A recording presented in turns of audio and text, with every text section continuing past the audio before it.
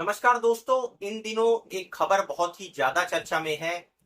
Tata consultancy service अपने 12,000 कर्मचारियों को निकालने का प्लान कर रही है। दोस्तों, मीडिया के अंदर ये खबरें जोरों शोरों पर हैं और इसी के बारे में हम डिटेल्ड में बात करेंगे कि आखिर भारत की अर्थव्यवस्था में ऐसा क्या हो गया है कि एक ऐसी बड़ी कंपनी जो शायद उसकी टॉप 50 या टॉप 100 कंपनियों में आती है, वो अपने 12,000 कर्मचारियों की छटनी करने को मजबूर है। दोस्तों, कहीं भी मत जाइए, हमारी वीडियो को पूरा देखिए, लाइक और सब्सक्राइब कीजिए। आपको जानने को मिलेगा कि भारतीय अर्थव्यवस्था अपने किस नाजुक दौर से गुजर रही है। दोस्तों, दरअसल टाटा कंसल्टेंसी सर्विस बहुत पुराने टाइम से आईटी सेक्टर में अपनी सेवाएं देती है और भारत की बड़ी कंपनियों में शुमार है। और दोस्तों, क्योंकि इसके अंदर आईटी सेक्टर से रिलेटेड काफी कुछ काम होता है, तो जाहिर सी बात है इसमें जो काम करने वाले कर्मचारी हैं उसका एक बहुत बड़ा जो वर्ग है वो एजुकेटेड है, टेक्निकली एजुकेटेड है, कुछ नॉन टेक्निकल स्टाफ भी होगा। लेकिन सवाल ये खड़ा होता है दोस्तों कि आखिर ऐसी क्या समस्या आ गई है कि टाटा जैसा बड़ा ग्रुप इंडस्ट्रियलिस्ट अपनी इतनी बड़ी संख्या के अंदर अपने कर्मचारियों की छटनी करने को मजबूर है। दोस्तों, जब हम बात करते हैं अडानी या अंबानी या दूसरे पूंजीपतियों को लेकर, तो शायद उनकी आलोचनाएं विपक्ष और कई बार हमने होती हुई देखी है कई लोगों से। लेकिन टाटा एक ऐसा ग्रुप है दोस्तों जिसको माना जाता है कि बहुत लंबे समय से ये इंडस्ट्रियलिस्ट भारत के साथ जुड़ा रहा और इसका मकसद ये रहा कि भारतीयों का जीवन खुशहाल किया जाए।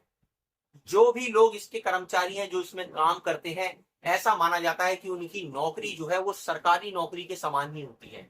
और टाटा कंसल्टेंसी ऐसा नहीं होता दोस्तों। आज तक इसकी रेपुटेशन ऐसी नहीं सुनी गई है कि ये अमूमन अपने कर्मचारियों को ऐसे निकाल कर फेंक देता हो।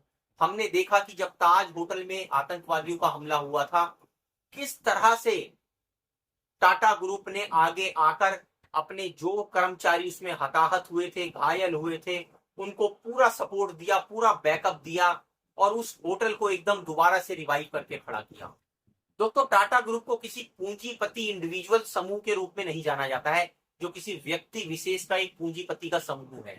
ये इंडस्ट्रियलिस्ट टाइप की मानी जाती है जिसमें बहुत सारे लोग जो है वो इकट्ठा होकर एक इंडस्ट्री को चलाते हैं। और टाटा दोस्तों, आप जानते हैं, नमक से लेकर ट्रक और बड़ी बड़े सामान तक जो है, कोई ऐसा सेक्टर नहीं है जहां पर टाटा ग्रुप को ना देखा जाता हो।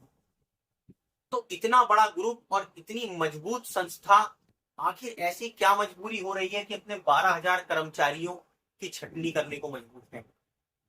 क्या इसकी मजबूरी इसमें दिखाई देती है कि जैसे जैसे एआई को लेकर टेक्नोलॉजी और एडवांस हो रही है, बढ़ती जा रही है, तो ये जो कर्मचारियों के ऊपर डिपेंडेंसी है ये कम होती जा रही है?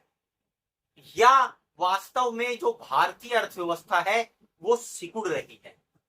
और इसमें सिर्फ टाटा कंसल्टेंसी सर्विस ही नहीं, ज्यादातर जो कंपनियां हैं वो अपने बिजनेस के दायरे को, अपने कर्मचारियों के दायरे को सिमेट रही हैं।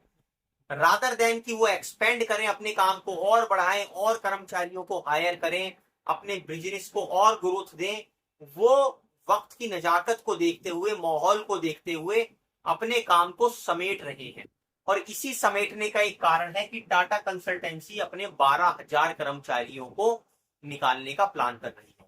दोस्तों, ये बात भी सच है कि जब कोई कंपनी अच्छे प्रॉफिट में होती है, उसको आगे भविष्य दिखाई देता है, उसको ये लगता है कि आने वाले समय में हम और तेजी से ग्रोथ करेंगे, हमारी इंडस्ट्री फलेगी फूलेगी, तो दोस्तों वो जाहिर सी बात है एक्सपेंशन करते हैं, पूंजी का निवेश करते हैं।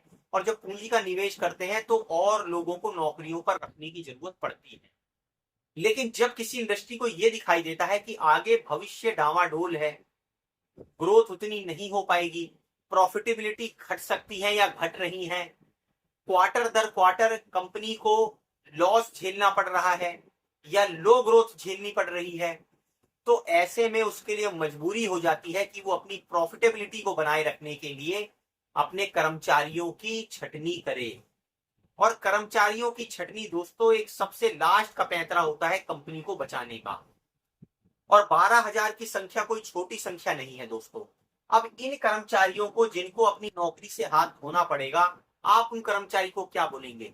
ये जो है एजुकेटेड नहीं थे, ये पढ़े लिखे नहीं थे, क्या इनमें लोगों के पास टेक्निकल एजुकेशन नहीं थी, इनके अंदर एक्सपीरियंस और अनुभव की कमी नहीं थी? तो आखिर ऐसा क्या हुआ कि इनको अपनी नौकरियों से हाथ धोने पड़ रहे हैं? और इसमें बहुतों की तो दोस्तों हाई पेड इनकम भी होगी, हाई पेड सैलरी होगी कि जब वो इतनी ऊंची दर पर अपनी नौकरी को छोड़ेंगे तो उसी रेट पर, उसी सैलरी पर उनको दूसरी नौकरी मिल पानी भी मुश्किल हो सकती है।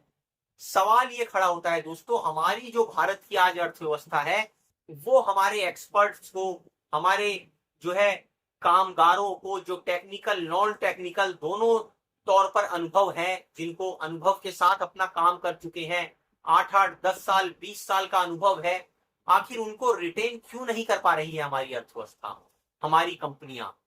सवाल तो दोस्तों खड़ा होगा, क्योंकि इन्हीं कंपनियों के दम पर लाखों परिवारों की रोजी रोटी चलती है, लाखों कर्मचारियों के परिवारों का पेट पलता है।